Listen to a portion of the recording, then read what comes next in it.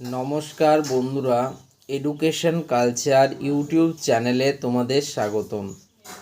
তো তোমাদের প্রত্যেকের জন্য একটা ভালো খবর বলতে পারো, সেটা কিন্তু প্রকাশ করেছে তোমাদের West Bengal State Council of Technical and Vocational Education and Skill ডেভেলপমেন্টে। তো তোমাদের মূলত দুটো নোটিশ রয়েছে এবং সেই নোটিশগুলো নিয়েই একটু কথা বলবো এই ভিডিওতে।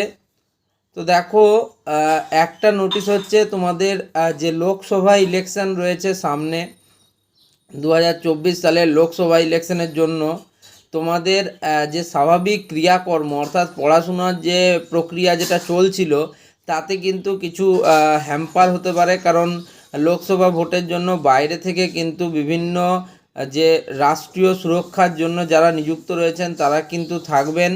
ফলে কলেজগুলোতে ইলেকশন ডিউটি পড়বে এবং সেক্ষেত্রে টিচারদেরও অ্যাভেলেবিলিটি নিয়ে প্রশ্ন থাকছে।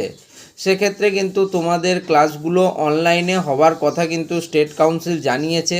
এটা হলো প্রথম নোটিশ। এবং দ্বিতীয় নোটিশটা তোমাদের জন্য খুব হেল্পফুল। সেটা হচ্ছে, তোমরা অনেকেই বলছিলে যে দাদা তোমাদের রিভিউ কবে থেকে শুরু হবে।